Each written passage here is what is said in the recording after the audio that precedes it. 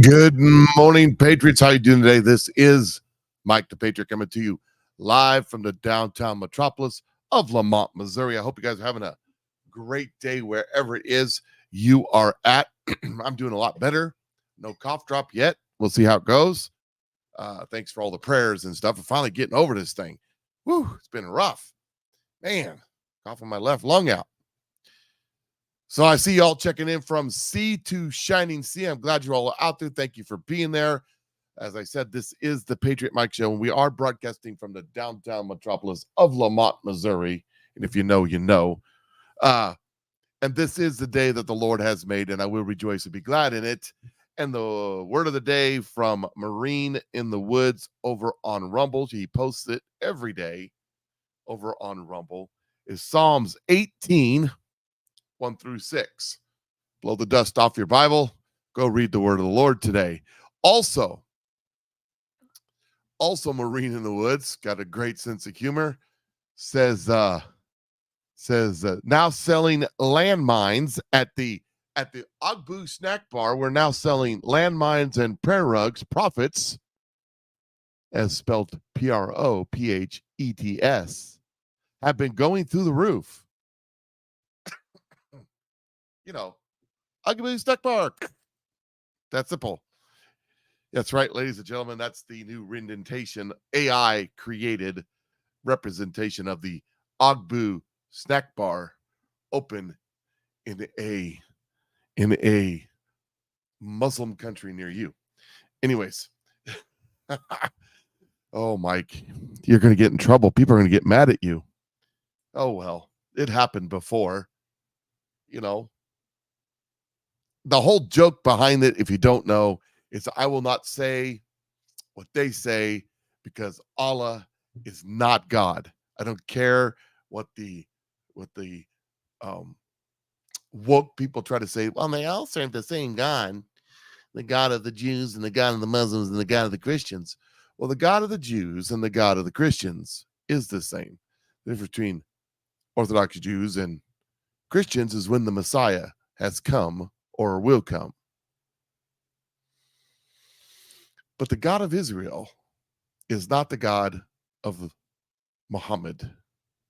Sorry, but if you read the end of each book, you'll find out that they're quite the opposite of each other. Moving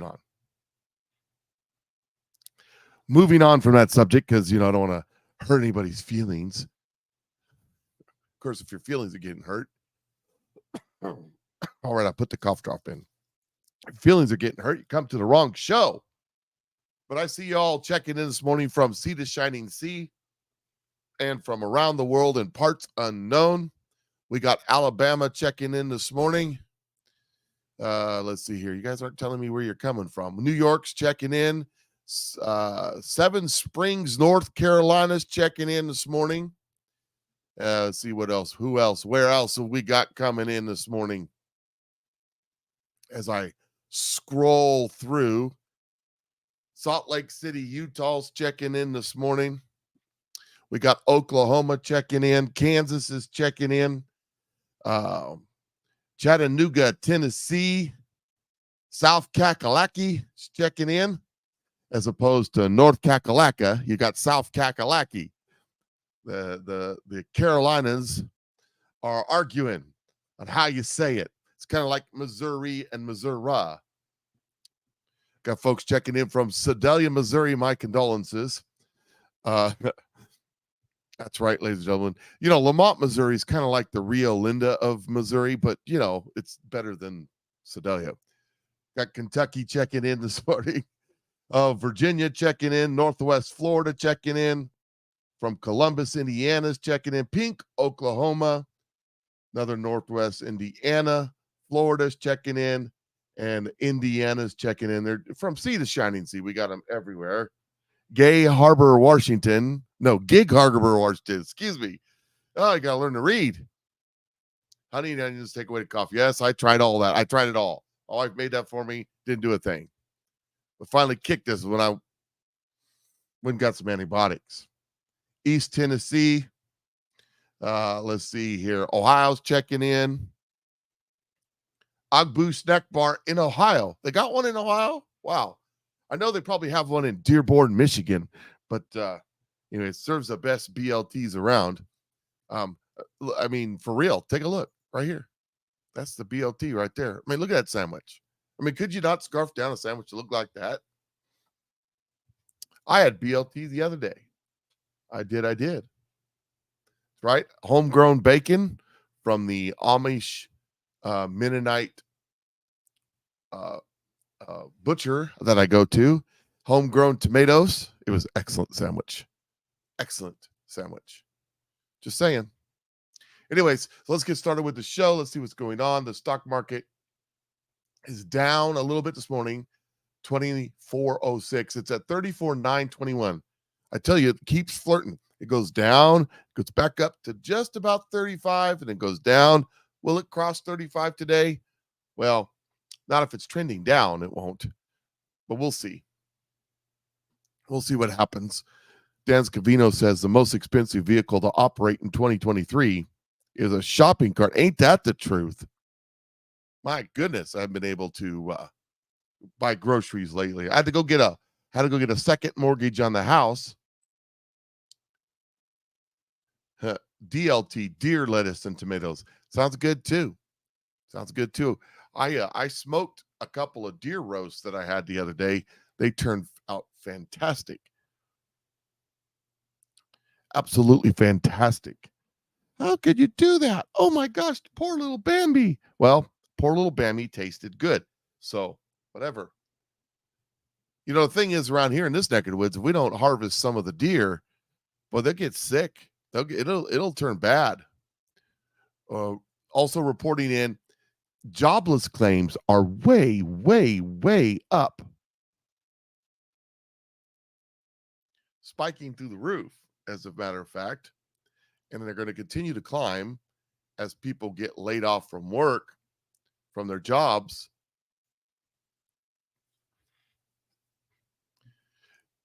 Yeah, Deborah, I know Dearborn's probably the Arab capital of Michigan. That's why they're opening up a new Abu Snack Bar to serve their world famous BLTs. I'm telling you, all of them are screaming Abu Snack Bar all the time.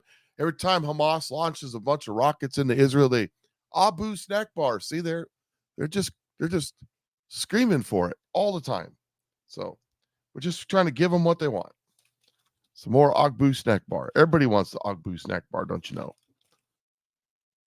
Everybody wants it. So jobless claims are up. Can't afford to go grocery shopping. And now he can't even shoplift anymore because Walmart's putting in measures to prevent that from happening. Walmart locks up their jeans. I guess too many were just walking off. Pretty soon, you won't be able to go in the stores. I believe this is where they're pushing it to. Pickup or delivery only, which is probably what they want. Brick and mortar stores are expensive. A pure online model is probably the future we're moving towards. And let me tell you something. If you're in a little town like LaMonte doesn't have any stores like that, but say Sedalia, Missouri, if you're in a little town like that and you got one of the oldest Walmart supercenters there is in the nation, don't be surprised if they go away, because see, they could put a Walmart supercenter or a Walmart distribution center somewhere within 100 miles of here, shut down all the local stores in the little towns and just deliver it to you. Or wouldn't it be weird if they just had no stores at all, just parking lots where you came and picked up your stuff and the Walmart employee can bring it out to your car when the truck shows up? I mean, these are the kind of things that we're going to be going to. At least that's what they're going to try to push us to, because see, there's more control over that. You don't get to. I like to go in and shop as opposed to having it delivered, because I can't ever remember what I need until I see it. So I like to do that. Now, I don't like to shop. I like to hunt, get it in, get done, get out. But I don't trust other people touching my stuff. Years of working as a used car salesman and a tote-to-note car salesman is one thing I'll never do. I will never, in this area anyways, do the DoorDash, because a lot of my customers did DoorDash, and not good. Just saying. I'm scared to eat something like that. Douglas McGregor says our debt servicing payment is over $1 trillion a year. This is insane. We cannot afford this. This is against the backdrop of stupidity in Ukraine. We've provoked Russia. Russia was not the evil one as cast in this phony political drama in Washington. The Ukraine regime, with our backing, had been killing Russians in eastern Ukraine for 8 years, over 14,000 of them.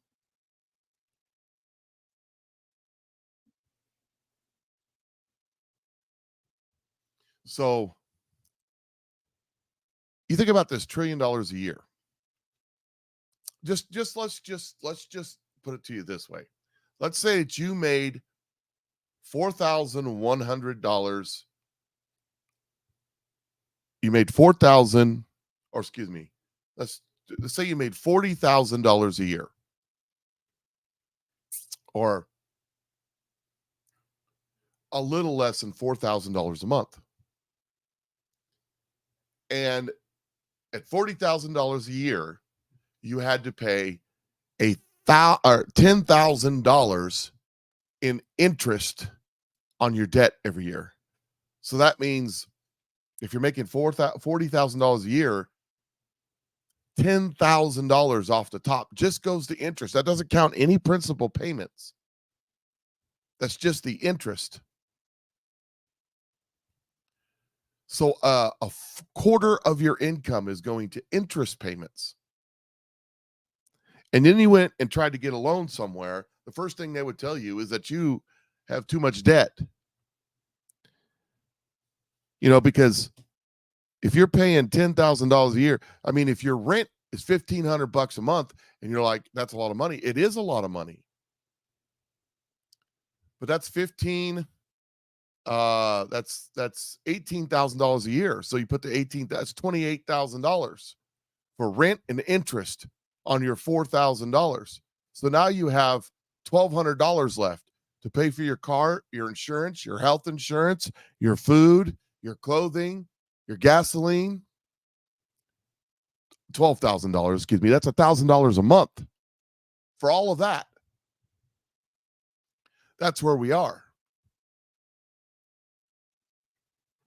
And now when you go to the grocery store, what used to cost you $100 a week, for groceries, it's cost you $250 a week.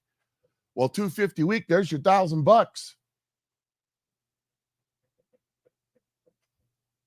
That's where we are as a country. That's why all this argument about the Nikki Haley, the typical talking points of the do nothing, know nothing, be nothing Republicans, the typical talking points of cut around the edges on Social Security and all this other stuff. That's why it amounts to nothing, because it doesn't make a difference. The trajectory is endless debt, endless printing of money, endless inflation. And you know what? It's not going to be endless. Chip Roy was on the floor of the House the other day, and this is what he said, and I can't disagree with him. One thing. I want my Republican colleagues to give me one thing, that I can go campaign on and say we did. One. Anybody sitting in the complex, if you want to come down to the floor and come explain to me one material, meaningful, significant thing the Republican majority has done besides, well, I guess it's not as bad as the Democrats.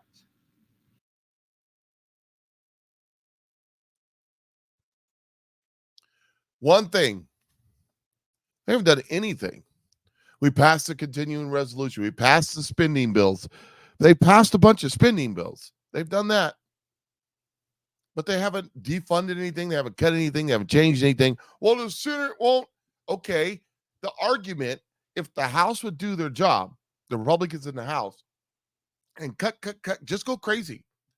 Then you can make the case, well, if we had the Senate, we could pass all this stuff. But now it's like, who cares if you have the Senate or not? You're going to just keep on spinning like drunken Nancy Pelosi's.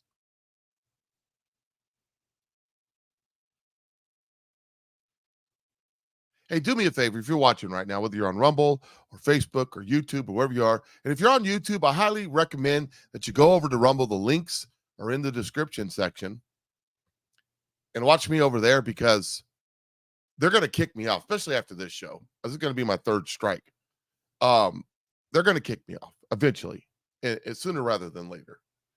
And I highly recommend that you go watch me over there.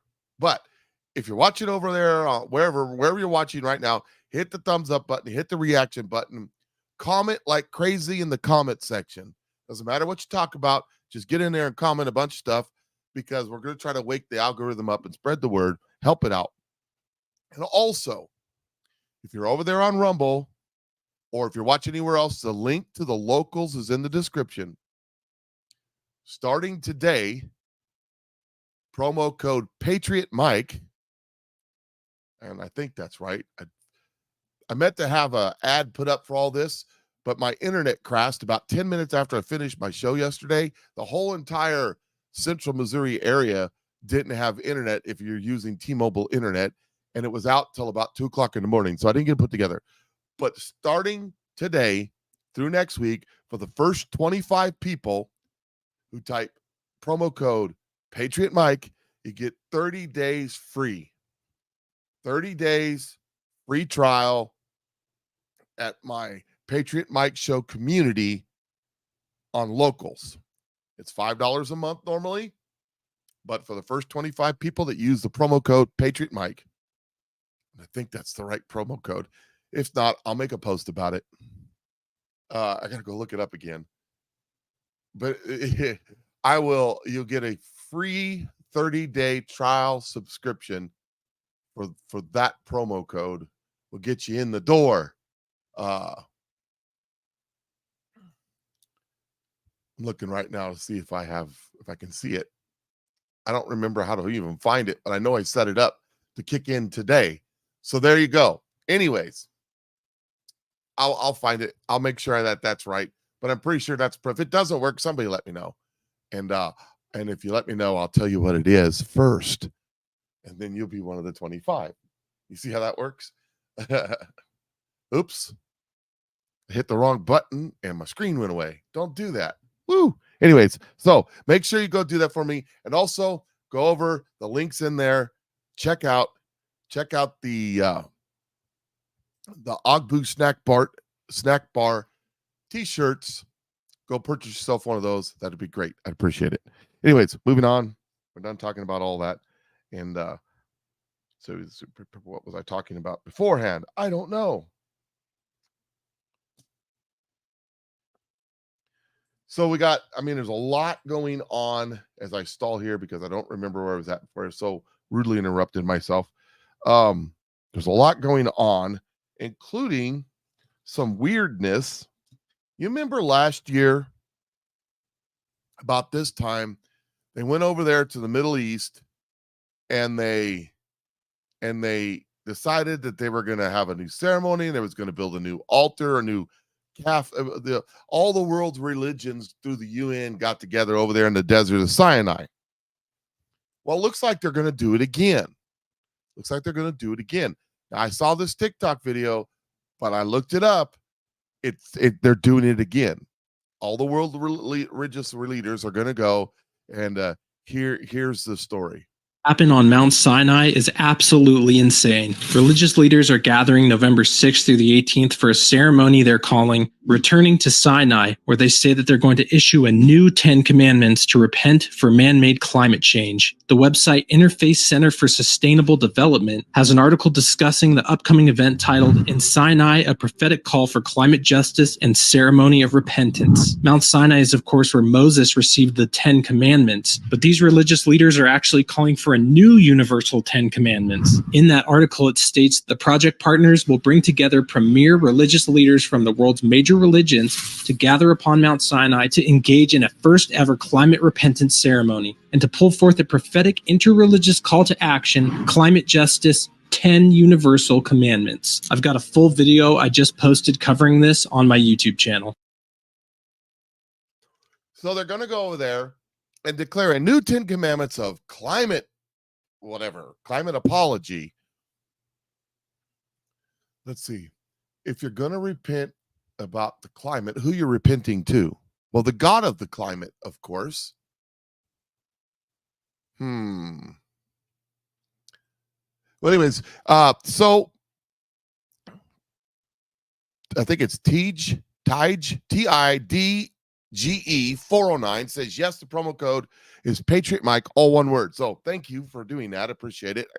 So the first 25 people who go over to Rumble, click the locals, join the locals, push in code Patriot Mike, will give you a 30-day free trial. Just throwing that out there. And I'm creating a community over there. You can communicate, you can send messages, you can post. It's like Facebook. But it's just folks who have joined that community and are willing to support me that are going to be over there. There's going to be no trolls, going to be no other stuff. And I'm going to be trying to add content to that daily. I had a whole thing planned out to do yesterday.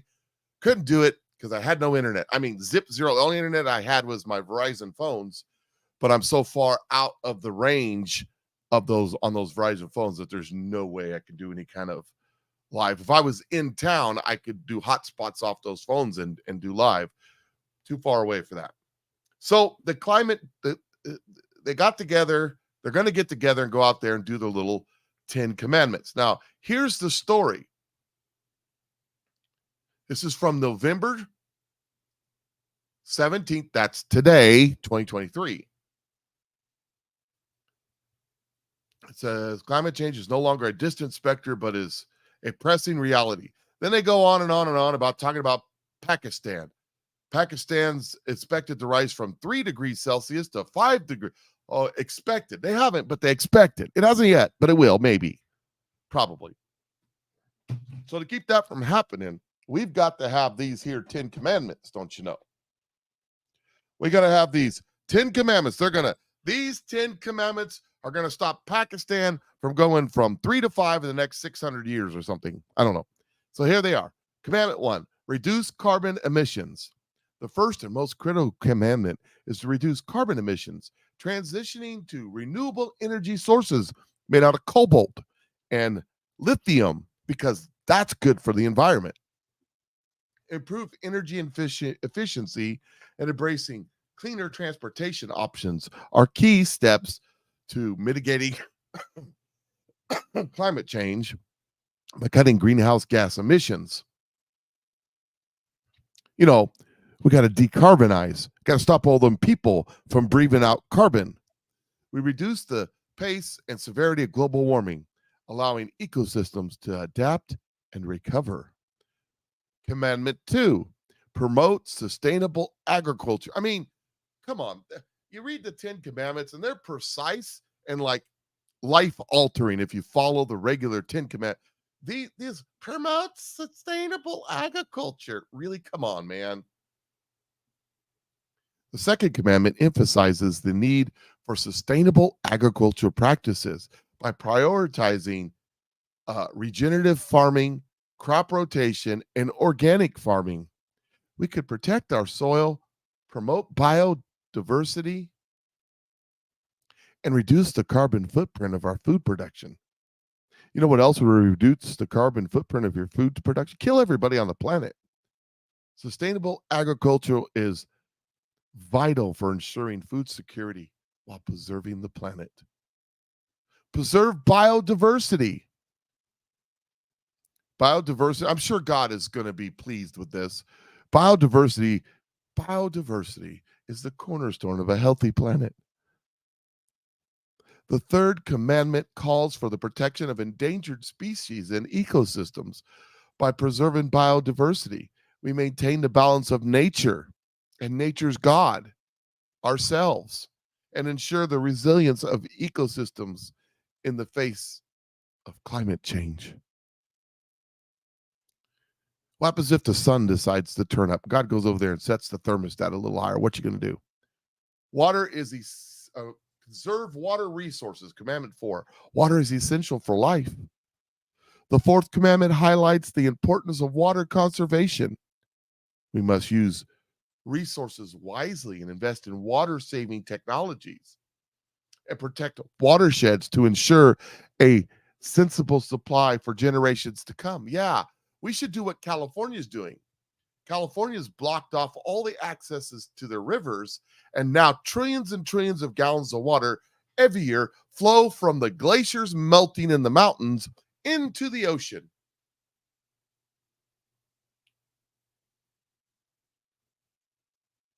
Because that preserves water or something. Yeah, that's what we should do. Promote sustainable transportation. You know what sustainable transportation is? LPCs. You know what LPCs are? Leather personnel carrier. But in this case, we need to do FLPCs, which is faux leather personnel carriers. I mean, we got to make sure biodiversity. Oh, wait a second. We can't have faux leather personnel carriers because that's made out of oil byproducts. Boy, we're stuck. I guess you just go barefoot. There you go. Everybody take your shoes off. Don't burn them. I don't know what you're going to do with them, but you can't burn them. You can't bury them. So take your shoes off. No more cars. No more boats. No more planes, trains, or automobiles. We're just going to walk everywhere. It'll be great. Don't worry about it. Sustainable transportation is the key to reducing emissions and promoting climate justice. Hey, did you hear? Did you hear? A bunch of lefties are all excited because there's this new technology. They take these ships and they put these big metal things and they catch the wind and they propel the ships. It's the latest in green energy. They put these big things. They look like sails, and they put them up on these boats and they propel these giant ships across the water using absolutely no fuel oil or anything. Just go across the seas using wind power. It's the latest, newest technology in eco-friendly transportation. It's a breakthrough never been thought of before. Imagine nobody ever thought of that before. It's amazing. Anyways, back to the story. The 5th commandment encourages the development of public transportation, biking infrastructure, and adoption of electric vehicles. How are you supposed to make the bikes? How are you supposed to make the tires? Anyways, by making these options accessible and affordable, we reduce environmental impact of transportation. Of course, when we're all living in 15-minute cities and giant high-rise towers that we also work in, and we just only go. Where do we go? No one knows where we go. You don't have to go anywhere. You can't go anywhere. You're not allowed to. So it'll be fine. Be great. You're fine. Commandment 6, reduce, reuse, and recycle. The 6th commandment is a familiar mantra, but it remains critical in the fight against climate change. Reduce waste, reuse items, and recycle materials that contribute to a circular economy, minimizing the use of virgin resources and lowering greenhouse gas emissions. That's right, ladies and gentlemen. Reuse your toilet paper. Or maybe the seashells. I don't know. Support green technologies. This commandment 7 is supporting green technologies. Innovation essential in the transition to more sustainable world. The 7th commandment promotes investment in green technologies such as solar panels. Well, look at the chemicals that go into solar panels and tell me how green they are. Wind turbines, which you can't get rid of, and they're made out of oil. No, they're not. They're made out of fiberglass. What's fiberglass? You ever messed with fiberglass? I've messed with it before. And energy storage solutions. That's called lithium and cobalt. Look that up. These technologies help us move away from fossil fuels. But when you join the 15-minute cities under the Agenda 35 or whatever it's called now, and you work in a big high-rise building next to the cobalt mine that you dig in 16 hours a day, at least you know that you are supporting green technologies. These technologies help us move away from fossil fuels. What is a fossil fuel? And create green jobs in the process. Promote environmental education. Translation, propaganda. Education is a powerful tool to fight climate change. The eighth commandment encourages comprehensive environmental education, ensuring that future generations are well informed and equipped to address the challenges of climate change. The ninth commandment underscores the importance of advocating for climate justice. It's not enough to reduce emissions. We must also address the disappropriate impact of climate change on marginalized communities. By advocating for equitable policies and actions, we ensure that no one is left behind. In other words, they're going to take all of your wealth, all the things that you used to have, because now you'll own nothing and be happy, and give it to people who didn't earn it. There's a verse in the Bible about that. Solomon was a very smart man. The final commandment is a call to action for individuals living sustainably, means making conscious choices in our daily lives, from reducing meat consumption, eats the bugs, and conserving energy. Well, just turn everything off, unplug, and take your shoes off. And supporting local, eco-friendly products like the bugs. Our collective comrade actions can have a profound impact on the planet. The 10 Green Commandments provide a comprehensive roadmap to addressing the urgent challenges of climate change and achieving climate justice. What does climate justice have to do with climate change? I'm asking for a friend. By reducing emissions and protecting biodiversity and conserving resources and promoting sustainability at every level of society, eats the bugs, we can pave the way to an equitable, sustainable future, so that the powerful elite can live in their dystopian mansions on top of the hill and look down on you peasants working in the cobalt mines, providing for their luxury.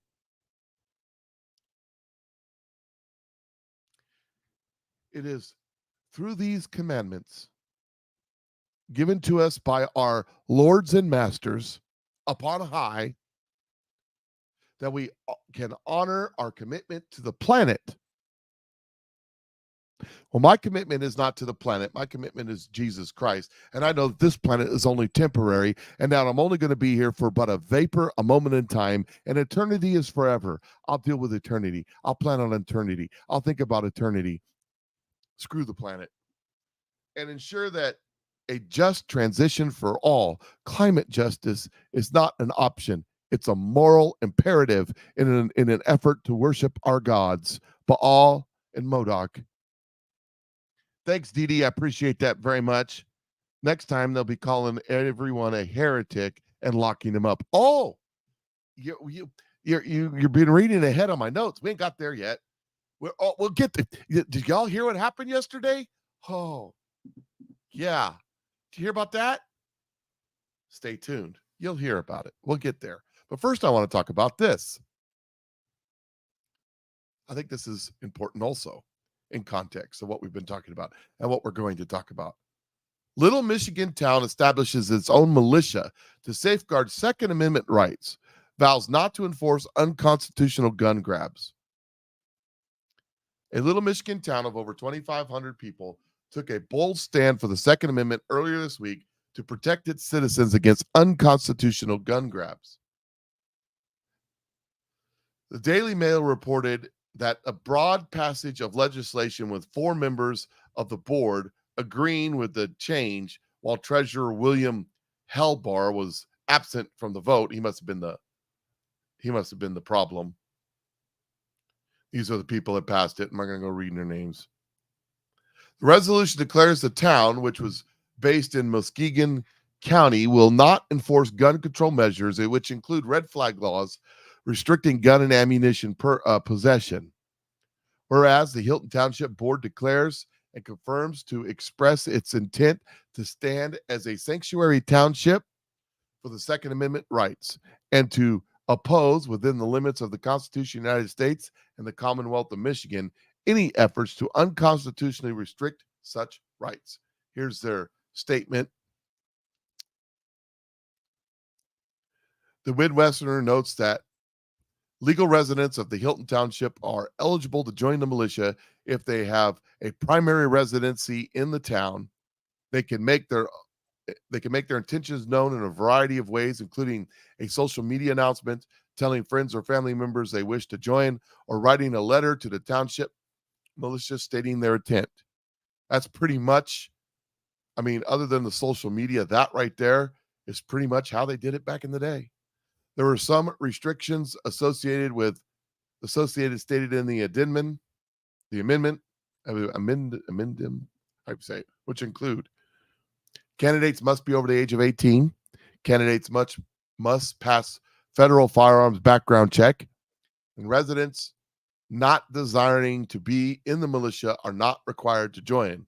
Moreover, militia members must provide their own firearms and abide by all federal, executive, county, and state regulations. All weapons also must have been determined legal by the federal law since March 27, 21. What is particularly intriguing about this bold stance did not happen in the deep red area. Muskegon County is a quintessential swing county, almost evenly split Republicans and Democrats. Joe Biden won a final vote of 45,643. Most of them, in the cemetery down the street. In 2020, while President Trump had a final tally of 45,133, this is a difference of just 510 votes. Commissioner Joe Blake, who proposed the resolution, explained that the move was in response to mandatory gun buyback proposals by Democrats, and said he hopes it sends a message to these authoritarian control freaks. It doesn't mince words, and I hope it sends a message to what can best be described as authoritarian control freaks who see it as their job to forcibly disarm their fellow citizens. So a little town in Michigan is now setting the way of how we stand up to these tyranny people. When they come along and say, "Eats the bugs," you can say, "No, we will not eat the bugs. We will not. We stand in protest of your eating of the bugs." Also in the news today, some interesting developments have been going on that show the state of where we are in this country. This is a high school debate team who was supposed to, the headline is: a high school debate team ignores debate prompt and instead attacks white Christians, and then wins the debate.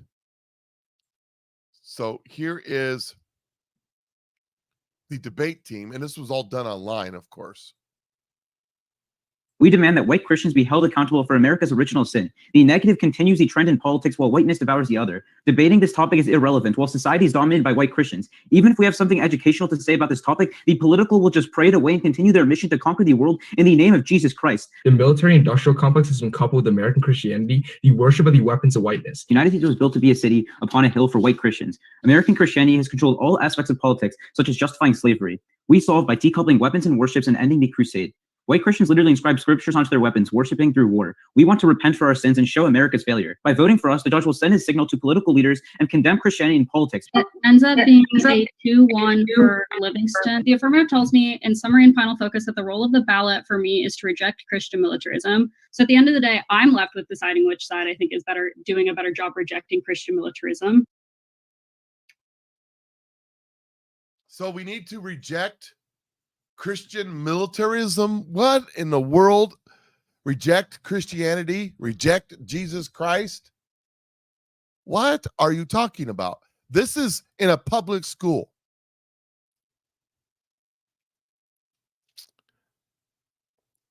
So I have a friend. Don't get mad at me because he watches my show. I have a friend, not going to name names, not going to say where, who went into his local school district, took the tour of his local school with his kids, and one of the counselors had a gay pride flag, shining an example. He went to the administrators and the school board and everything, went and stepped up, and they all disagreed with him when he said that flag needs to come down. They said it's for the marginalized students. He goes, well, my kids are now marginalized. In this process, he was handily rejected. He wanted the right to display the Christian flag, the white one with the cross on it. If they can do one side of the argument, they could do the other side of the argument. He's now gotten a hold of some organizations and he's going to fight back legally.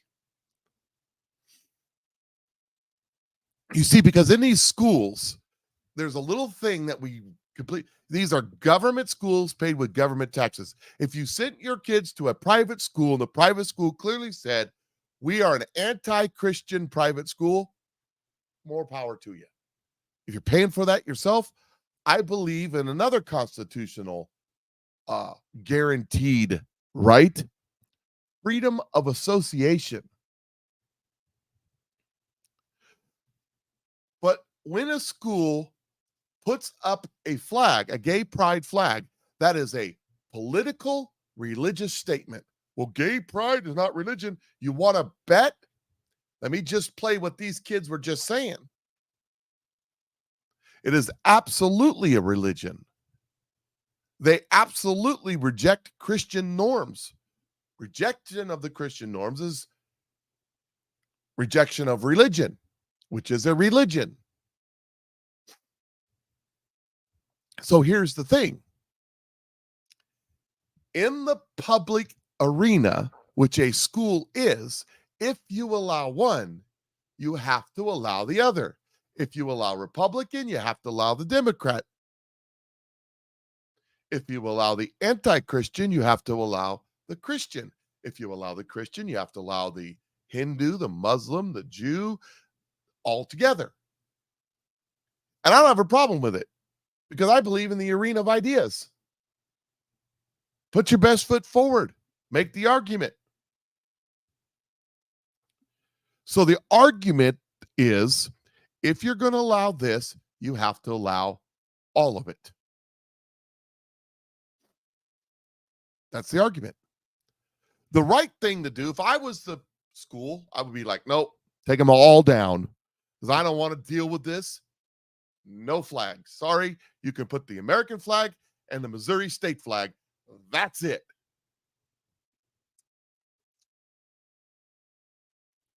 So we'll see how this goes, but I don't want to give too much detail, so I'm kind of sketchy on it because I don't want nobody to figure out who I'm talking about and what I'm talking about. So there is in a school debating white Christians, not black Christians or Chinese Christians, white Christians. Let me tell you something. They're coming for us. I'm telling you, I'll bring America to its knees. This next year is going to be UGLY. You ain't got no alibi. Satan, the demons, the demonic forces, the powers and principalities that we're supposed to be fighting against. By the way, that's a sermon that I'm going to be putting up on my locals channel. I was going to do it yesterday. I don't know if I'm going to have time to get it done today, but my internet was down. About how the Christian church is really, really good about putting on the whole armor of God. They have it all. But they go into battle disarmed. And the demons, they laugh at us. They mock us to our face because we have no power. This is a spiritual warfare. And they're calling out the first shot. We're coming after white Christians and Christian militarism. The next word in that is Christian terrorists. Telling you, and what I'm going to show you here in a few minutes, you're gonna understand. We're going to understand where this is coming from. You're going to understand how this is going to work out. How about this? They hate you too, Christian friends. This is in Israel. Hey, Christians, there won't be Christmas in Bethlehem this year. Instead, the Arabs that control the city are choosing to honor the martyrs of Gaza instead. Jesus' birthplace removes all Christian decorations in honor of Hamas martyrs. That's just a little bit. That's not even the one I was going after. That's not even the one that I wanted to talk about. Because the one I wanted to talk about is this one. Here's a tweet. I'm telling you, Christians, get ready. You ain't seen nothing yet. Your 501c3 church, they're about to exercise the 501c3 rights and rules. They're coming after you.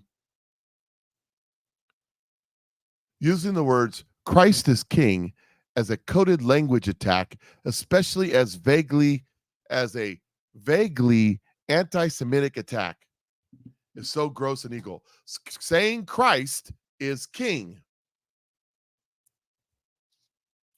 Open the book of Isaiah and read. Saying Christ is King is an anti-Semitic attack.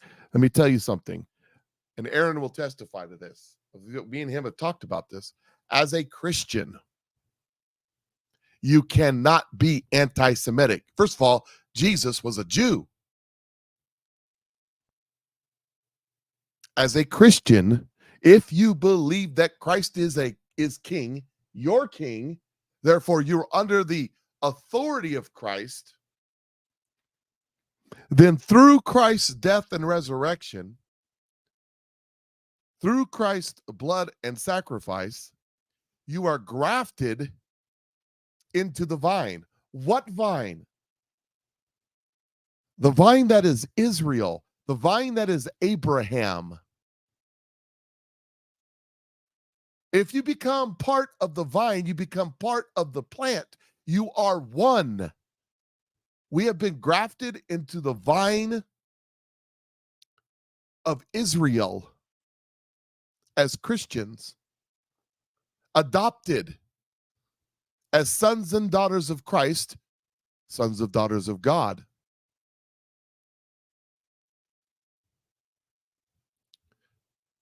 That makes us one. That makes us brothers too. If you take a plant and you graft it into another plant, it becomes one with that plant. If that plant dies, you die.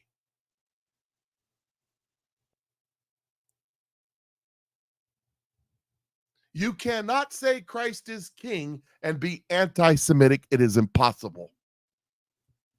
Because by proclaiming that, you are proclaiming that I'm grafted into the vine of Abraham, the vine of Israel, adopted.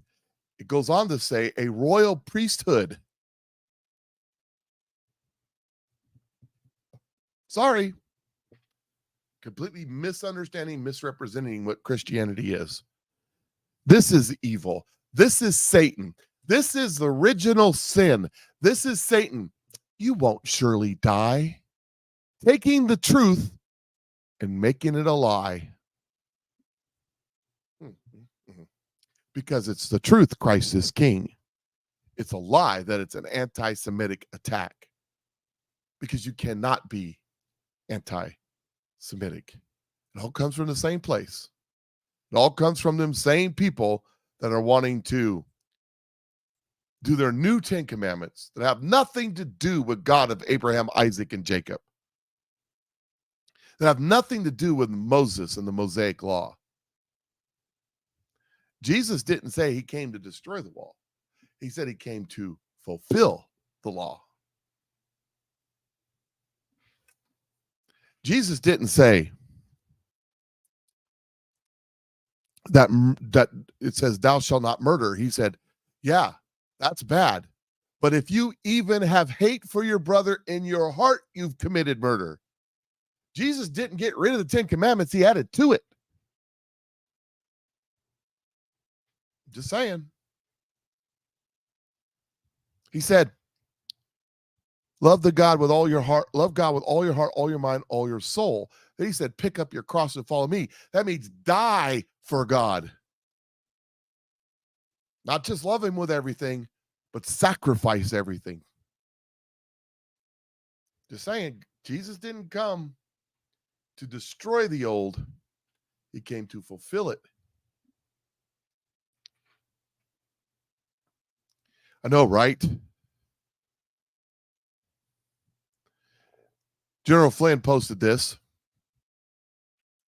Trans equals change from. Humanism equals belief in humans. Transhumanism is to change humans into something they are not. Yeah, demons. Start pushing back on this BS. This is psychological operation being forced down our throats. The war of narratives, the war of our minds, 5th generation warfare for our children's minds is very real. Understand it, deal with it, stand up to it, and don't allow the information overload overwhelm you. We can win this. Local action equals national impact. Get involved in your communities now. And this is what he's talking about. This video right here. Let me expand it and we'll play it. Here we go. The final goal is to eradicate humanity as we know it. Once you understand the final destination, it becomes much easier to look back and identify the psychological conditioning, the biological tampering, the cultural grooming, and the educational prepping that we have been subjected to for decades in preparation to making us accept a post-human future. It takes a lot of physical and psychological abuse to get an intelligent species like ours to agree to its own extinction. Most, if not all, that has transcended in the last 60 years was designed to get us closer to accepting such a dystopian reality.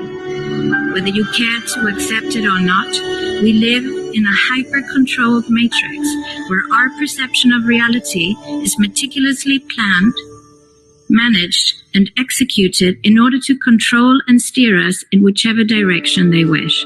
And the direction is a post-human world. For this, they first needed to destabilize, dehumanize, and demoralize humanity through every means possible. The destruction of the nuclear family, children being indoctrinated by the state, abortion, the eradication of God and spirituality from education, life in megacities and away from nature, toxic food, air and water, social media, replacing real human connection and interaction, engineered financial crisis and taxation, endless wars and massive migration, stress, anxiety, depression, drugs and alcohol, constant fear-mongering, moral relativism as the new religion, and I could go on and on about how humanity has been influenced and forced to move away from all the things that give us strength, security, purpose, and meaning. A weak, immoral, disconnected, ignorant, and unhealthy population is an easy target for the next stage, the creation of an entire generation of androgynous beings. Masculinity is under attack psychologically, culturally, and biologically. Women are being replaced in sports, entertainment, and politics by men pretending to be women. And children are being indoctrinated at school to think that gender is a choice. The transgender movement is not a grassroots movement. It comes from the top. It has nothing to do with people's freedom of expression, sexuality, or civil rights. It's an evil psyop with a clear agenda to get us closer to transhumanism by making us question the most fundamental notion of human identity, our gender.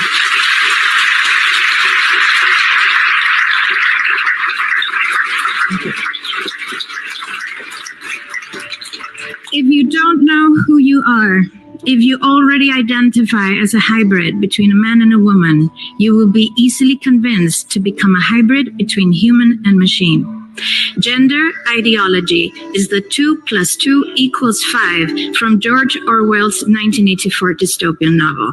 It's the final test to see whether we will follow the most absurd party line towards our own extinction. But 2 + 2 = 4. And no matter how you choose to dress, call yourself, or change your physique, will not change that. The sad reality, though, is that in the gaslighting process to get us closer to a post-human future, they have mentally and physically harmed an increasing number of children and young people, and it's only getting worse. This must be stopped. Transhumanism is part of this evil cabal.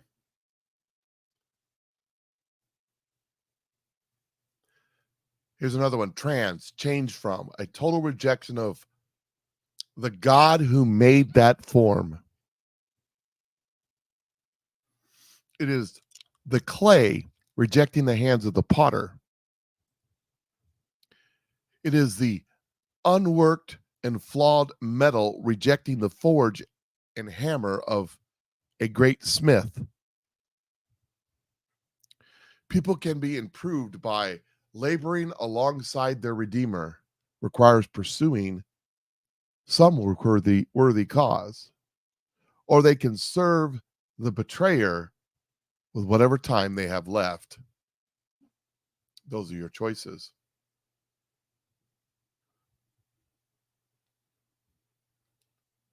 These people are evil. They have evil intent. They plan on. They have a plan. The plan exists. The plan is about the destruction of you, Christian, of you, Jew. They don't want either of us in this world. You ask yourself, why are they letting so many people in this country? Why are they doing some of the things they're doing? Well, if you follow the logic that you are the problem, it'll make a lot more sense. Here is the governor of New York. Also, we're very focused on the data we're collecting from surveillance efforts, what's being said on social media platforms. And we have launched an effort to be able to counter some of the negativity and reach out to people when we see hate speech being spoken about on online platforms. Our media analysis, our social media analysis unit has ramped up its monitoring of sites to catch incitement to violence, direct threats to others. And all this is in response to our desire, our strong commitment to ensure that not only do New Yorkers be safe, but they also feel safe. So she's wanting to control hate speech. What defines hate speech? Who defines hate speech? You see, from the river to the sea, Palestine will be free is not hate speech. Jesus Christ is King is hate speech. Understand what she's saying. Understand where all this is leading to. I'm telling you, these next 12 months are going to be wild. They're going to be crazier. You're going to see things you never thought you would see in the United States of America. You're going to see things that you never really would have dreamt in your worst nightmare coming to America.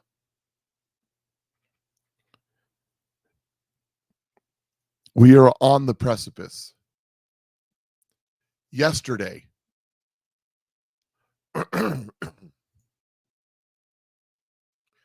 update, FCC approved the plan to give the federal government complete control of the internet. This plan eliminates what they say is digital discrimination. It makes the internet equal for everybody, but what it also does is gives the government the access to all companies to implement the rules. I talked about this a little bit yesterday. The problem is those rules are very vague, and a lot of people are worried that those rules will censor free speech. You better believe it will. Get the government involved in a lot of areas that you probably don't want the government involved in. The plan passed by 3-2 margin. So the government, the government has now passed by 3-2 margin a bill with no legislation. Our congressmen didn't vote on this. These are bureaucrats in the background making a decision based on authority given to them by no one.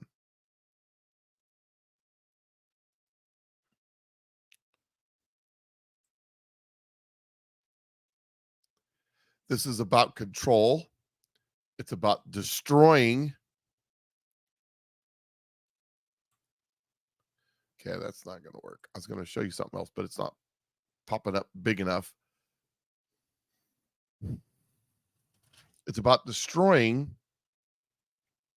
your freedom of thought, your freedom of expression on the internet. They're going to take it away from you. You think what was happening the last few years with Facebook and Google and all that kind of censorship under the tables in the guise of, mismal and disinformation?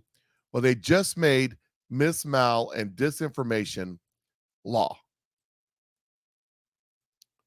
You will not be able to talk about anything unless it's deemed worthy by the government on any kind of social media platform. This includes the Patriot Mike Show, by the way, which is another reason you should go over to my locals account, which is more private. But even that will be subject to this. If I told you that the government was about to take complete control of the internet? What if I told you that they were going to use black people to do it? Under the guise of preventing digital discrimination, that's exactly what the government intends to do. The 10 planks of the Communist Manifesto, number 6 says, centralization of communication within the hands of the states, not only using black people to take control of the internet, they're using black people to push communism. You've been informed. Subscribe for more.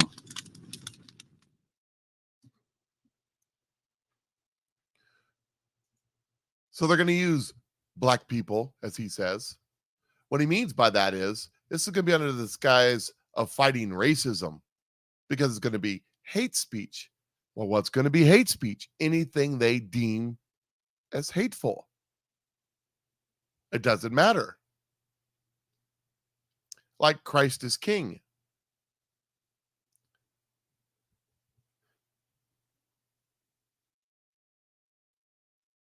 Here's another little tidbit about this bill. Well, actually, it wasn't a bill. It was never went through Congress. Congress never voted on this. The Senate never voted on this. Supreme Court never ruled on this. This was Joe Biden going to the FCC saying, I want this. And when they did that, they did this. Well, surprise, surprise. A last-minute edit, the Biden administration secured an exemption from the government new digital equity rule for itself. That's right. The Biden administration does not want to be bound by the requirements of digital equity. law that they called on the FCC to impose. Does the Biden administration want to engage in digital discrimination? Does it not want to promote digital equity? It's obvious to everyone what's going on here. It's not about discrimination. It's about control.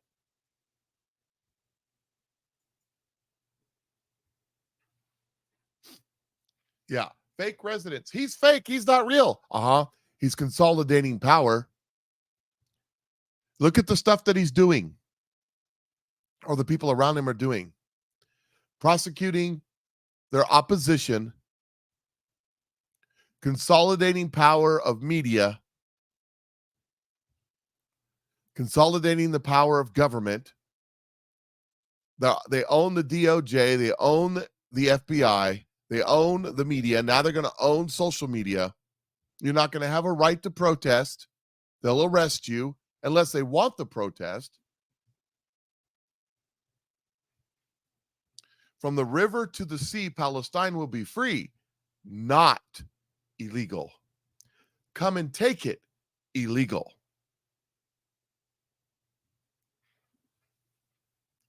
Well, or that the Christian radio, broadcast radio is already subject to FCC regulation. This is for social media. So any Christian radio on social media, from the river to the sea, Palestine will be free, is saying a saying that means kill all the Jews. That's not a dog whistle that means that. That's what they say it means. But that's okay.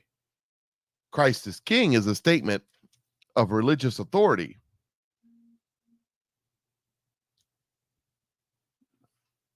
Joe Biden was giving a bunch of speeches yesterday when the CCP was in town, and this, something weird going on here. To the dementia patient, watch this. In the middle of his speech, this is what he did. And he was, hey, how you doing, man? He was actually standing on the Golden Gate Bridge. Who's he talking to? And he was, hey, how you doing, man? He was actually standing on the Golden Gate Bridge. So Joe Biden is giving a speech, and he's talking, hey, how you doing? In the middle of his speech. You know that dementia patient, there's a thing. When you got dementia, you will see things. You will have illusions, or whatever you call them. You'll see people and have conversations. Just materialize. Your brain's not firing right. Is that what's going on here? I don't know. Maybe he was talking, maybe there's somebody standing over there off camera we couldn't see. But this isn't the first time this guy's done this. He's done this kind of thing on multiple occasions. It's kind of weird. Talking to his demons. Yeah, right. Angel of light, I see you glow in the night, but I won't let your evil take control. That kind of thing. Yeah.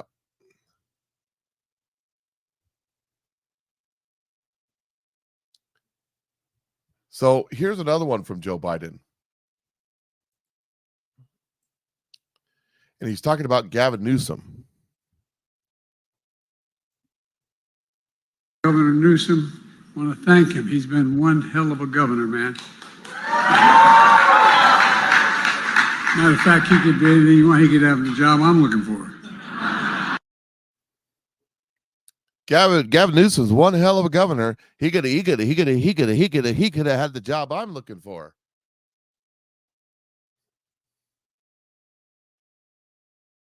So, Joe, did you just endorse Gavin Newsom for president? I mean, the guy's gone. He can't use his cocaine anymore. The Secret Service took it from him. Happened again.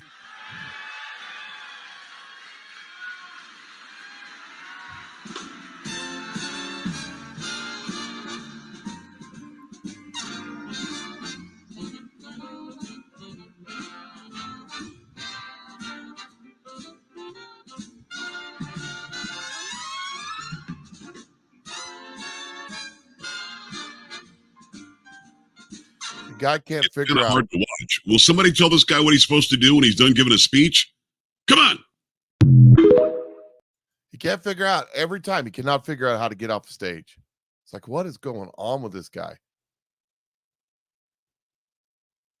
CNN's reporting. Breaking news. You know, Donald Trump is being charged with RICO conspiracy. He's being charged down in Florida for having classified documents, even though presidents are exempt from that.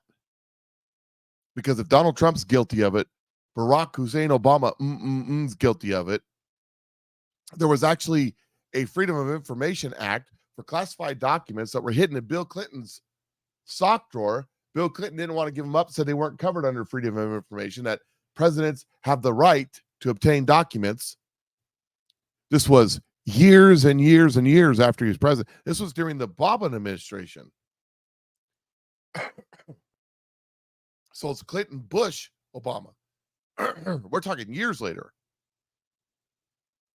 The Supreme Court ruled that the president has absolute authority over the documents, that Bill Clinton does not have to give up those documents. So if that's the case, but those rules don't apply to Trump, I guess.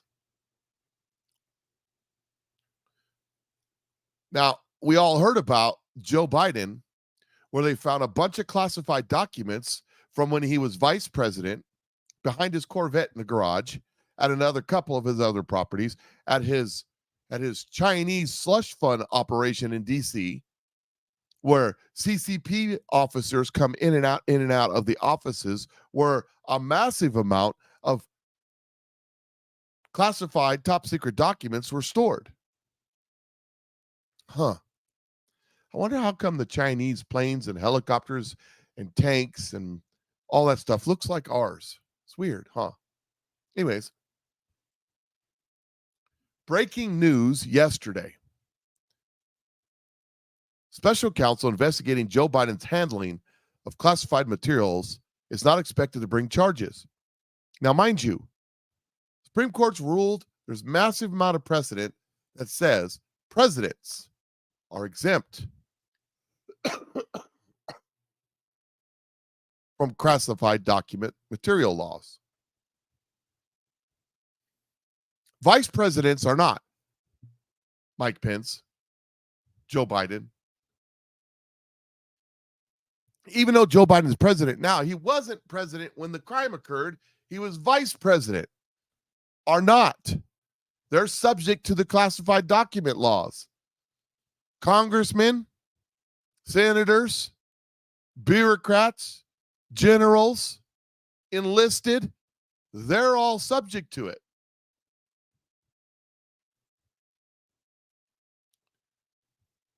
But presidents are not. Yet, Donald Trump's on trial, being charged. Joe Biden? He didn't mean it. No big deal.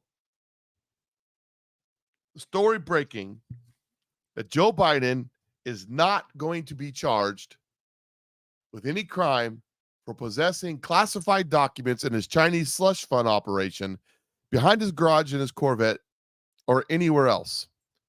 Here is Newsmax, Greg Kelly reporting. The top secret documents laid out on the floor at Mar-a-Lago. What did you think to yourself, looking at that image? How that could possibly happen, how anyone could be that irresponsible. And I thought, what data was in there that may compromise sources and methods? By that, I mean names of people who helped, or et cetera. And it's just totally irresponsible. You know, I am so naive sometimes. I really thought that this moment would doom Joe Biden. The hypocrisy. A couple of weeks later, they found all kinds of classified documents, and he had no business, none, zero, as a senator or a vice president or an ex-vice president taking any of that stuff or having any of that stuff. But hey, remember, it's all about get Trump, and he was actually indicted. He's facing a court date. Donald Trump is. Jack Smith, anonymous name, but not an anonymous guy. Not like Robert Hur. This is the indictment of Donald Trump. Good afternoon. Today, An indictment was unsealed, charging Donald J. Trump with felony violations of our national security laws, as well as participating in a conspiracy to obstruct justice. Our laws that protect national defense information are critical for the safety and security of the United States, and they must be enforced. They're pulling a fast one on the American people. Most people have no clue when it comes to classified materials, right? It sounds very impressive. That stamped secret. It looks very impressive. They're counting on us not knowing and kind of having a romantic kind of awe about classified material. Who remembers Top Gun? Excuse me, Lieutenant. Is there something wrong? Yes, ma'am. The data on the MiG is inaccurate. How's that, Lieutenant? We happened to see a MiG-28 do a 4G negative dive. Where did you see this? That's classified. It's what? It's classified. I could tell you, but then I'd have to kill you. Ooh, it's a great line. It charmed Kelly McGillis, and it can fool the American people. But this classified thing is a great big hoax. It's a game that they admit they play. You know, Strzok, remember Peter Strzok from the FBI and Page, the two who schemed to try to block President Trump's election back in 2016? Here's Peter Strzok, the disgraced ex-FBI agent on television. Look at what's behind him. A bunch of secret documents decorating the house. Yep. Those are secret cover sheets decorating, and he's just an FBI agent. What the heck is going on here? They're careless. It's not a big deal, but the president himself has special access and can, quite frankly, do almost anything he wants with these documents. Check out George W. Bush. This goes all the way back to 2006. President Bush authorized an aide to disclose classified intelligence on Iraqi weapons. Yep, he did that. Next, it came as no shock to official Washington. Why? When they found out he leaked classified stuff, why was it no shock? The leaking of secrets has long been a favored tool of policy debate, political combat, and diplomatic one-upmanship. Now, regular people don't know anything about diplomatic one-upmanship, right? So they're counting on us being ignorant, and they're going to just ram this thing through. Donald Trump has a court date. This documents case the trial starts May 20th of next year. Now, here's something that nobody points out. You only get it on this show. The documents, well, they arrived at Mar-a-Lago when he was president. He had every right to them. Take a look at this. He left office. Well, these are the documents actually leaving office, the documents in question on January 20th, 2021. Some nosy bureaucrat at the archives sees this on TV and gets all upset. I can remember watching the Trumps leaving the White House and saying to myself, what the hell is in that box? So that guy starts the whole thing. Yeah, that began a whole process of trying to determine whether any records had not been turned over to the archives. Well, big guy, Donald Trump was still president at that moment, and he had right to anything he wanted in the government. He left the White House the last day in office at 8 in the morning, okay? He gets on Air Force One. He arrives in Palm Beach at 11 in the morning, 11 a.m., and he gets back to Mar-a-Lago with all of his stuff at 11:32 in the morning. He is still president of the United States. Joe Biden takes the oath. Let's see here. 13 minutes early at 11:47 a.m. So the documents are already there. He had full and clear access to anything because he was president of the United States when that stuff got there. Anyway, it's a trap and it's a phony one. Don't forget that. Well, that's the reason why they swore Joe Biden in earlier, is because they were trying to get Donald Trump not to be president before those documents arrived to Mar-a-Lago. What if that was part of the game that they were playing? Because this was all planned out.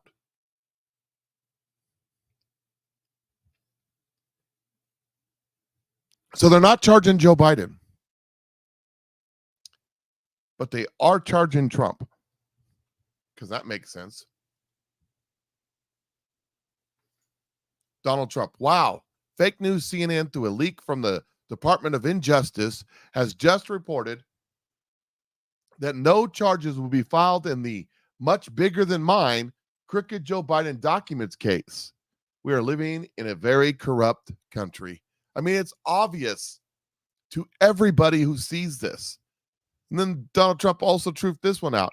AG Loretta Peekaboo James is running for governor of New York again. That is why she, with the help of a very complicit judge, Eargrown, who has cut my values to a tiny fraction of what they are really worth in order to claim fraud, has brought this ridiculous case against me. Other businesses are seeing this miscarriage of justice and fleeing New York. That's a good point, because he's going to set precedents here if he loses, that they could come after any business in New York for anything. Violent crime is not fleeing, however. It is setting new records on a daily basis.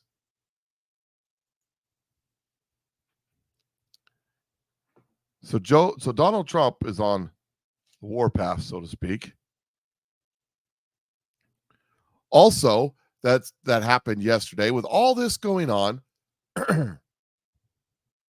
Donald Trump truthed this out. Judge Arthur Eargrown has been overturned, stayed by the New York State Appellate Division Appeals Court for the 4th time on the same case. His ridiculous, unconstitutional gag order, not allowing me to defend myself against him and his politically biased and out of control Trump-hating clerk, who is sinking him and his court to new levels of low, is a disgrace.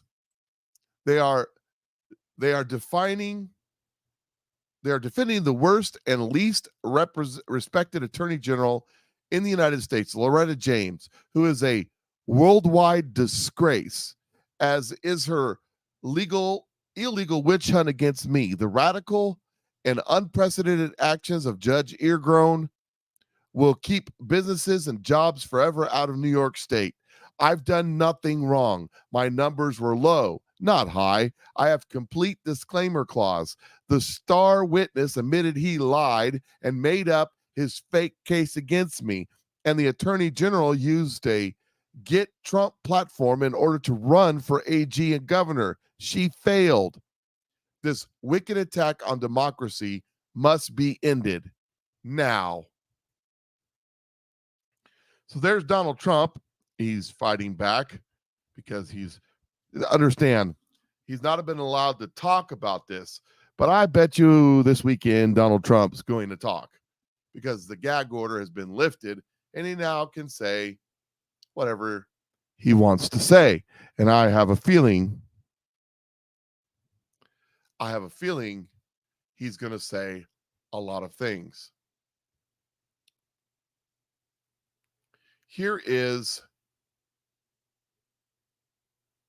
Okay, I'm going to play this next video. I've played videos of this guy before. This is a Democrat. This is a guy who's on TikTok all the time. You guys will recognize him, okay? He's out there. He's an hates Trump, calls Trump all kinds of dirty names. Trump's an idiot. Trump's worst, the worstest of the worst. Trump's scum of the boot. Trump's the worstest guy that's ever been the worstest guy. It's this guy. And I'm going to tell you right now, to my more sensitive ears fans, he uses a potty word for every period, every comma, every crossed I and dotted T. I'm just saying, the guy, he cusses, he'll make a sailor blush with his cuss words. But there's a point for me playing this. I have to play it. So you might want to turn your volume down, and you can turn it back up in a minute when you don't see his face on here anymore. 3, 2, 1. Here's this knucklehead, and listen to what he has to say. If it comes down to pig dick Donald Trump and smoking Joe Biden, I'm sorry. I am sorry. Voting for pig dick Donald Trump is on the table. I'm sorry. I'm fucking sorry. I'll still call him slob dick Donald Trump, pig dick Donald Trump, and all that. But we need to get this whole fucking situation under control.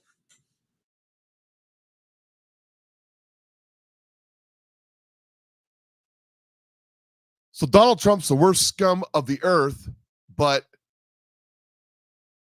if it comes down to him and Joe, he's voting for Trump because somebody's got to get this situation under control. We got World War III breaking out. We got the economy falling apart. We're pushing $40 trillion in debt and $1.5 to $2 trillion by the end of this year in debt service. Our dollar ain't worth nothing. It costs too much money to put gas in your car to go get groceries. You got to get a second mortgage to get groceries. You got to get this thing under control. The guy's a jerk with a potty mouth. But how you liking the mean tweets now, dude? Now that we have this guy, hey, how you doing?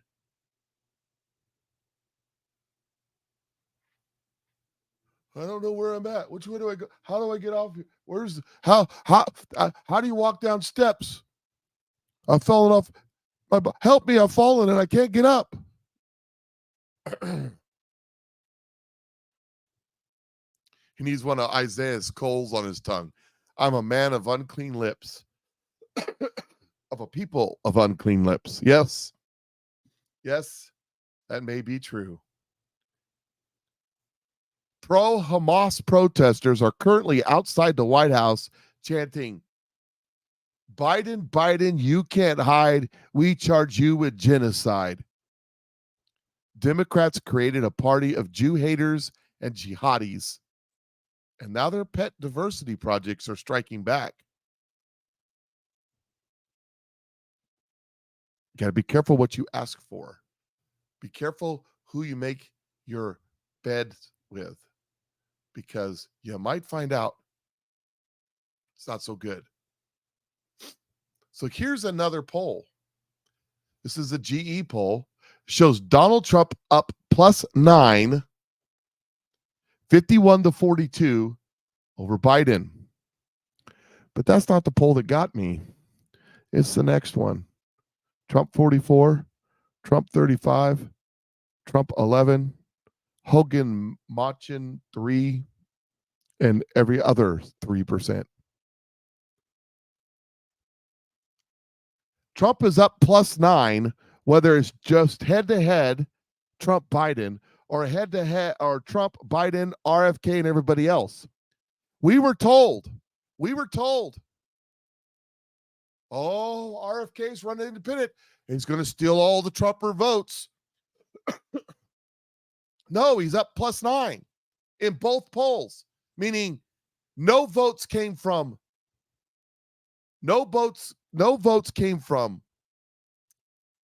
Trump to RFK.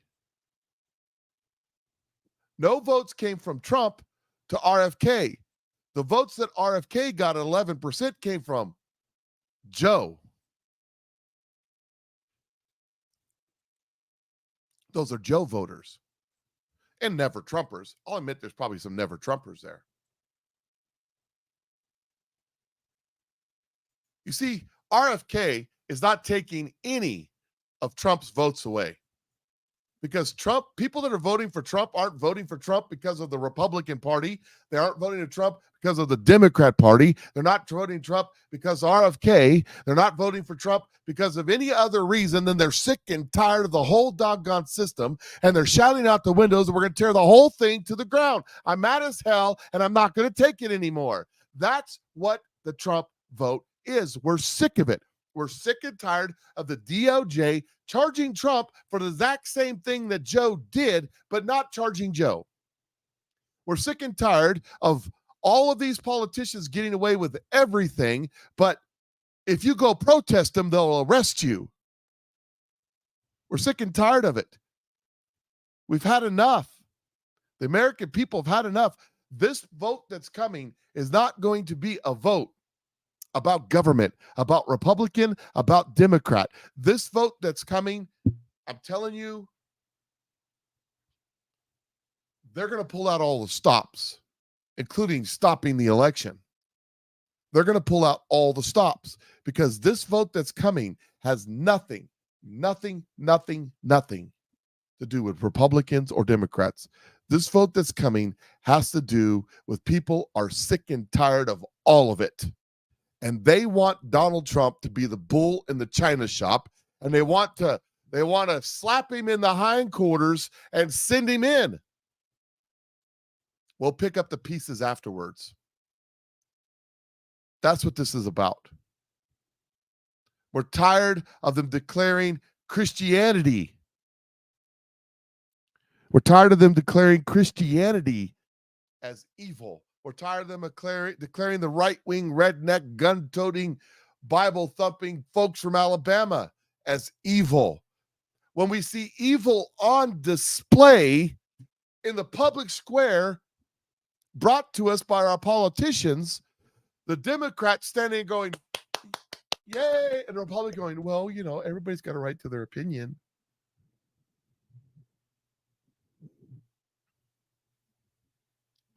They're tired of it. They're tired of this. Protesters destroying the DNC headquarters in Washington, D.C., and one person is arrested. There are hundreds of January 6 people who have been rotting in prison for 3 years and not getting their day in court at all. We're tired of it. We're tired of the mostly peaceful protests. These people go around and get away with everything. We're tired of it. Extreme MAGA has done all of this, and just the last month, they forcibly seized control of a Capitol building and impeded official proceedings. They seized control of a senator's office and accused her of genocide. They held a mass protest at Grand Central Station, disrupting business and transit for the biggest metro in America. They rioted in New York City and D.C., vandalized monuments, burned and tore down American flags, and did it all over Veterans Day weekend, no less. They protested at the White House, smashed glass, shouted epithets, and assaulted Secret Service officers. And if that wasn't enough, last night they attacked DNC headquarters, attempted to break in, and assaulted and injured police officers.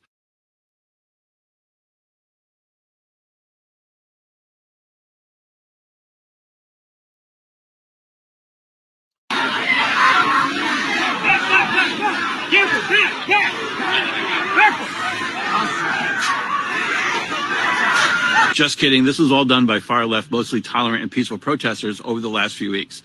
Look, this is a 20-year minimum prison sentence, right, for each of them? I mean, what's good for the goose is good for the gander. Let me know your thoughts in the comments. Absolutely. We're tired of it. This is what we're talking about. Double standards. Everywhere we look, you know, all animals are equal. Some are more equal than others. The corrupt DOJ says down here, ninth defendant convicted of federal conspiracy against rights of freedom of access of clinic entrances. They're bragging. The DOJ is bragging that they're taking little old Catholic ladies and locking them in prison for 20 years for praying outside of abortion clinics. The corrupt DOJ is bragging about imprisoning a woman for protesting abortion. However much you hate the godless gangster government running our country right now, it's not enough. DOJ is a domestic terror organization and it deserves nothing but your contempt.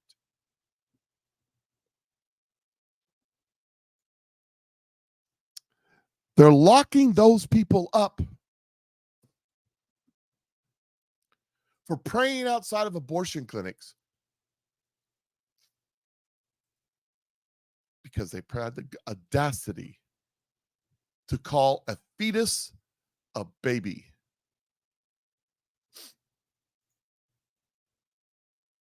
Not this one, this one. 45. We're not going to allow them to rig the election of 2024. What they did was so terrible.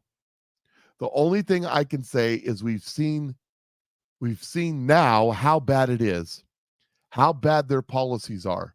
So, in one way, that's the only way, but in one way, We're showing the world, we're showing the country how bad they are. These are quotes from Donald Trump. Drop 446. This is Q.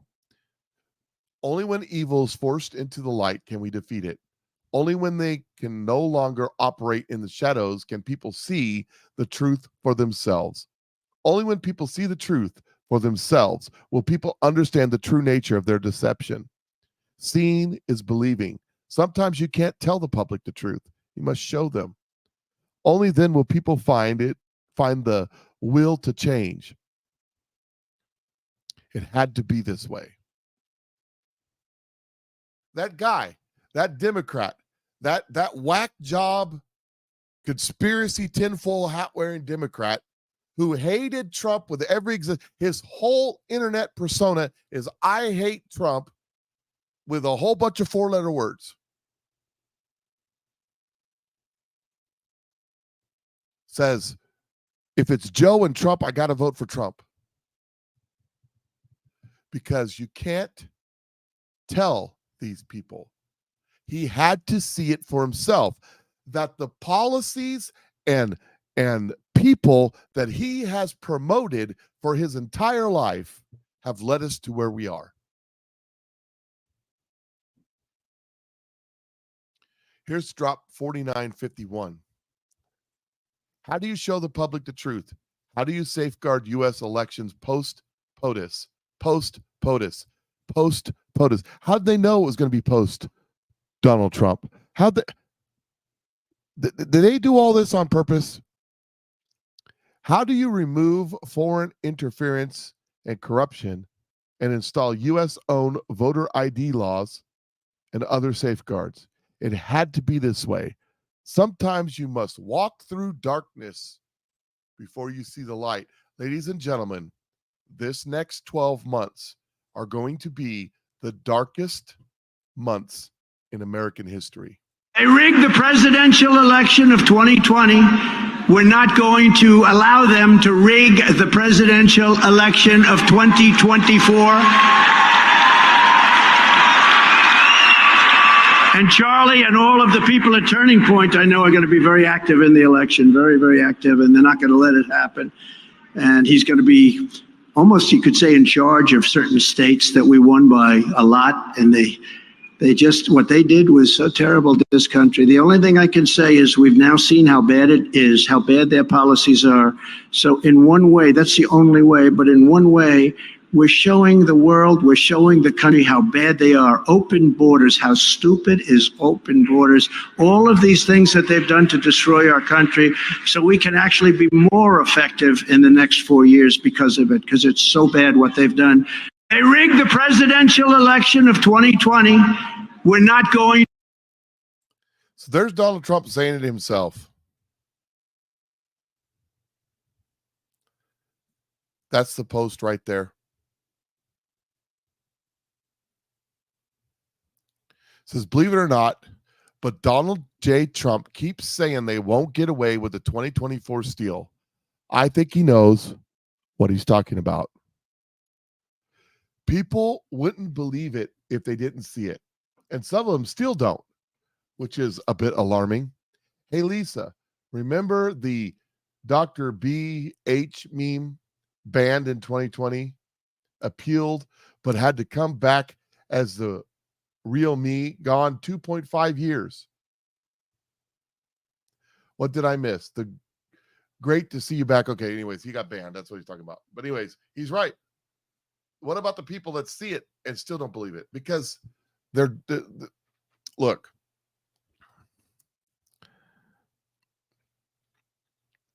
people who have seen the light and accept the light, people who are in darkness, and people who God has turned over to their reprobate mind. The people who are in darkness have a chance.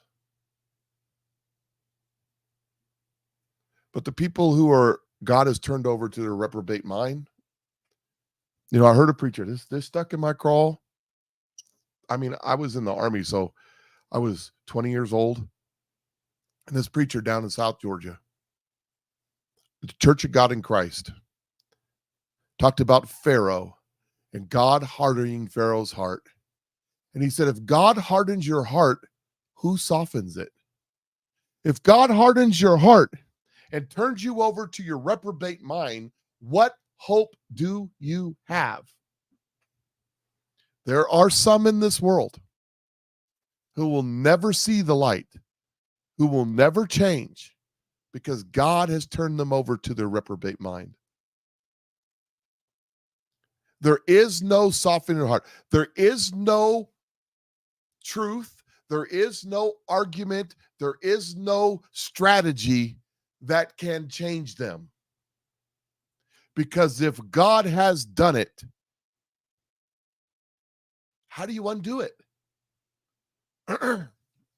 No one comes to Christ. No one comes to salvation without the leading of the Holy Spirit. But if God has washed his hands of you and removed the Holy Spirit, David said, the difference between David and Saul, Saul was king, and God rejected Saul. David was king. Saul never betrayed his family. As far as we know, it's not recorded anywhere. Never cheated on his wife, as far as we know, it's not recorded anywhere. Was a good dad, as far as we know, it's not recorded anywhere else. Represented Israel as best he could. But God rejected Saul. Because when the prophet came to Saul and says, God is rejecting you, he said, don't take my kingdom from me, my power and my glory. But when the prophet came to David because of Bathsheba, David cried out, said, take it all, but take not thine Holy Spirit from me. You see, when God pulled the anointing away from Saul, pulled the Holy Spirit away from Saul, Saul lost his mind. And David knew the only thing that matters is, God, don't do to me what you did to Saul. Don't do to me what you did to Nebuchadnezzar. Don't do to me what you did to Pharaoh. Take it all from me, but don't do that to me. Understand that when God washes his hands of you and turns his back on you, your eternity is damned. Do not get to that point. Turn to God now while there's still time. Because he will say in the end times to a lot of people who think they're right, depart from me, you worker of iniquity. Don't be one of those people.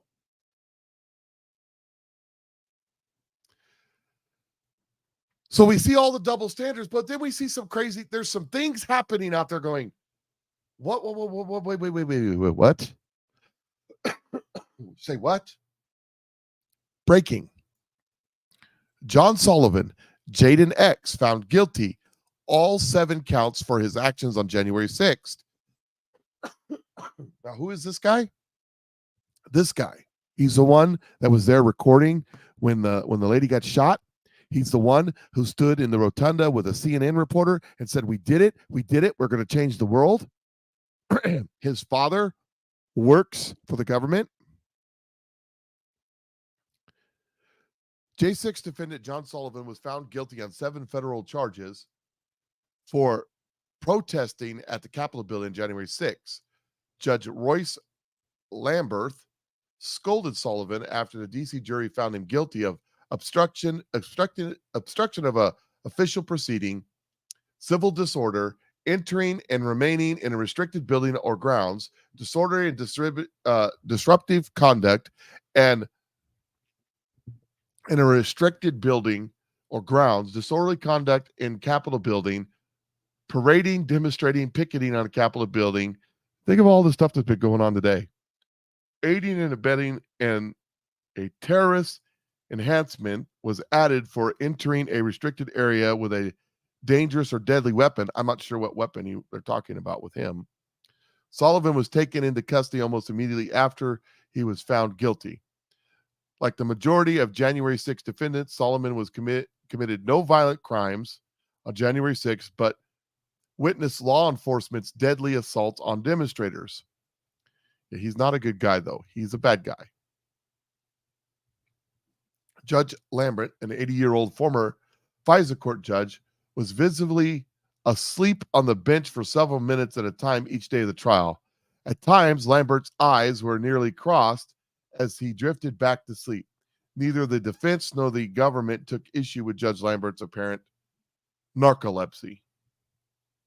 Assistant U.S. Attorneys Rebecca Linder and Michael Barclay warned the jury Sullivan's anti-establishment ideology is dangerous, but made no mention of Sullivan's activists with Black Lives Matters or his alleged involvement with Antifa. I wonder why. In exhibits presented during the trial, as Sullivan and then Black Lives Matters activists walked towards the Capitol and is heard exclaiming, "Those people are standing for truth. We need to help them. Let's go. Let's burn this stuff down."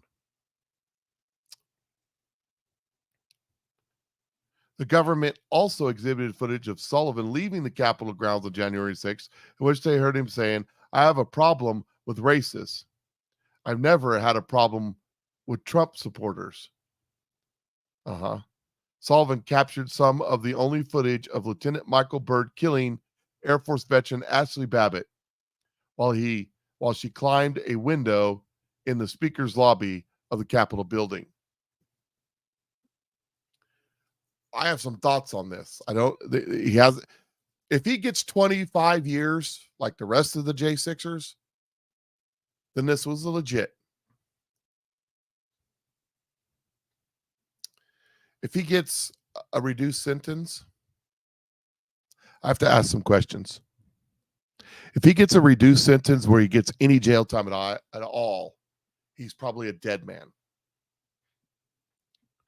If he gets a reduced sentence where he doesn't get jail time, he's probably a dead man, because this means he's probably cooperating.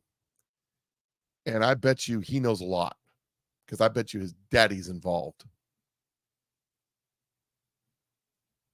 Just saying. Then there's this story coming out of Georgia. Mind you, Trump is under indictment for RICO for questioning the election in Georgia. Trending politics. Breaking. Judge issues huge decision in Georgia voting machines. Judge Amy Tolenberg has issued a decision concurring there are sufficient reason to believe that electronic voting machines used by the state of Georgia have had substantial flaws. The district court judge found that there is sufficient case to believe that there may be cybersecurity deficiencies that unconstitutionally burden plaintiffs' First and 14th Amendment rights and capacity to seize effective votes that are accurately counted. Tolenberg scheduled a bench trial for January 9th, 2024. I've talked about this a little bit. It entails the absence of a jury. Nevertheless, she acknowledged that a compromise might be possible if state legislatures were to take action. The court cannot wave a magic wand in the case to address the varied challenges to our democracy and election system in recent years, including those presented in this case, she wrote. But reasonable, timely discussion and compromise in this case, compiled with prompt, informed legislation action, might certainly make a difference that benefits parties in the public. Critically, the court denied the criticism of security flaws of the Georgia voting machines are based purely on conspiracy theories.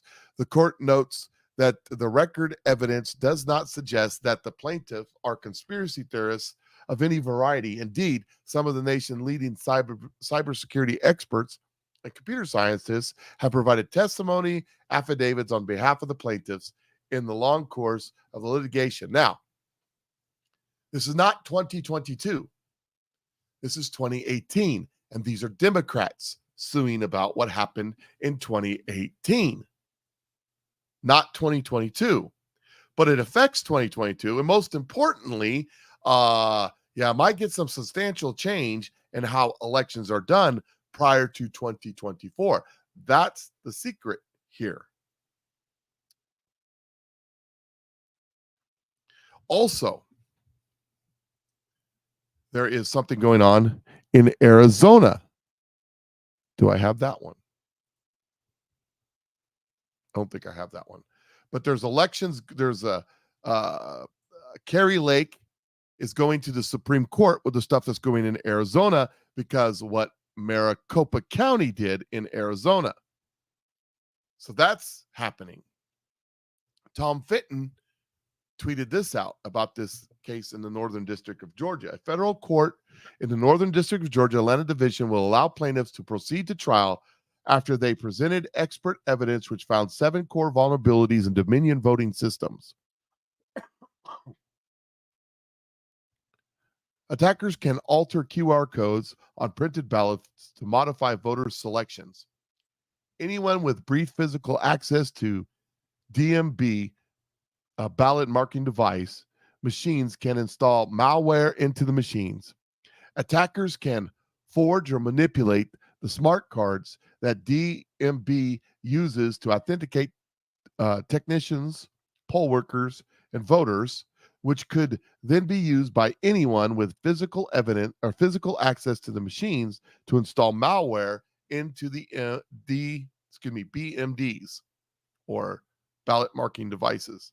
Attackers can execute arbitrarily code with supervisory privileges and then exploit it to spread malware to all BMDs across the country because they're connected or state.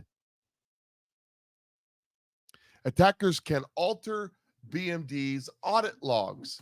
Attackers with a brief access to a single BMD or a single poll worker card with a PIN can obtain the county-wide cryptographic keys, which are used for authentication and to protect election results on scanner memory cards. And a dishonest election worker with just brief access to an ICP scanner's memory card can determine how individual voters voted. The main conclusion of expert analysis of the Georgia computerized Dominion voting systems is described by the court. The court is saying this. The ICX BMD's Dominion's ballot marking device are not sufficiently secured against technical compromise to withstand vote-altering attacks by bad actors who are likely to attack future elections in Georgia. Mind you, Donald J. Trump is on RICO charge trial right now because he questioned voters and voter law and voter results in Georgia. You know this will be evidence in that trial. The ICX BMDs can be compromised to the same extent and as or more easily than the AccuVote TS and TSX DREs they replaced. Despite the addition of a paper trail, ICX malware can still change individual votes and most election outcomes without detection. Although outcome-changing fraud conditions in this matter could be detected by risk-limiting audit, Georgia requires a risk-limiting audit of only one contest every 2 years. So the vast majority of elected elections and contests have no such assurance. And even the most robust risk-eliminating audit can only assess an election outcome. It cannot evaluate whether the individual votes counted as intended. The ICX vulnerabilities also make it possible for an attacker to compromise the auditability of ballots by altering both QR codes and human readable text. Such cheating could be detected by a risk limiting audit or a hand count, since all records of voter intent would be or could not be detected by a risk limiting audit. So it could not be detected or a hand count, since all records of voters intent would be wrong. Using vulnerable ICX DMDs for all in-person voters, as Georgia does, greatly magnifies the security risks compared to jurisdictions that use hand-marked paper ballots but provide BMDs to voters upon request. The critical vulnerabilities in these ICX and the wide variety of lesser but still serious security issues indicate that it has developed without sufficient attention to security during design, software engineering, and testing.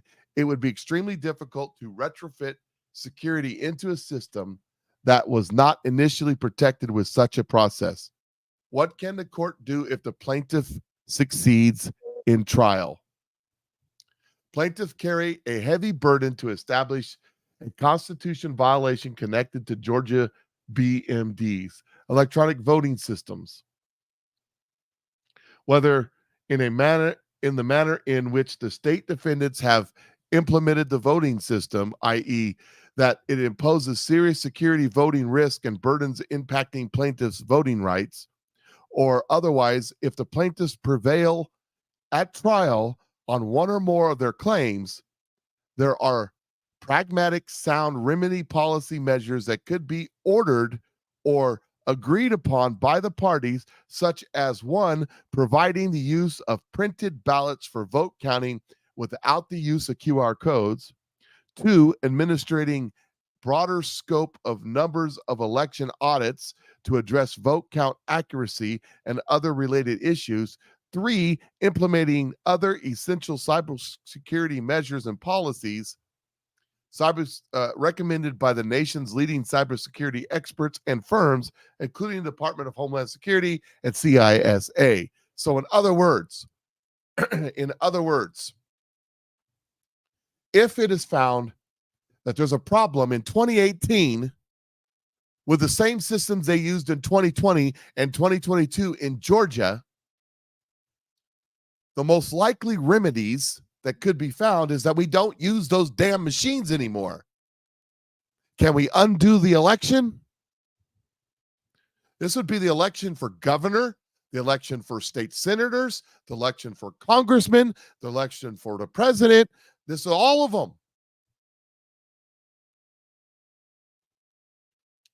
Remember my theory. What would happen if in Georgia, right now, you got Maricopa being taken to the Supreme Court by Kari Lake. You got a bunch of stuff happening in Wisconsin and Michigan where they're turning over a bunch of stuff. Well, what happened in 3 states? 3 states is all it would take to change the electoral count of the 2020 election. What would happen if 3 states pool their electors? What would happen? We'd have a constitutional crisis that would have to go to the Supreme Court. A remedy would have to be made. But how could you possibly remedy something when we're a year out from the next election? Remember my conspiracy theory. Remember the words, a man and a woman who will pray in the White House. And remember who's Speaker of the House. Not saying he's a perfect man, just throwing that out there against the wall. I think that we should be screaming as loud as the Palestinian protesters in DC. When they scream, from the river to the sea, Palestine will be free. We should be screaming at every courthouse, at every city council, at every county head, at every state federal, everywhere. We should be screaming, we want paper ballots. We want paper ballots. We want paper ballots. We want paper ballots. Forget these stupid machines. They could be corrupted. And then we go back to the old-fashioned way of going, 1, 2, 3, just like Sesame Street.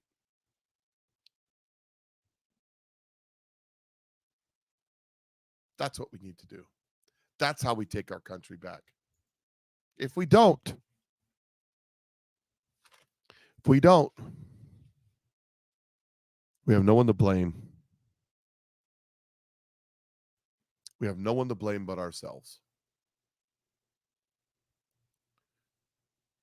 Ronald Reagan famously said that one generation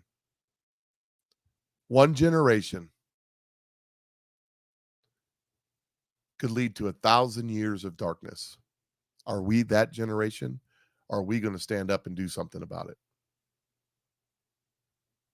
Choice is yours, ladies and gentlemen. What are you going to do? What are you going to do about it?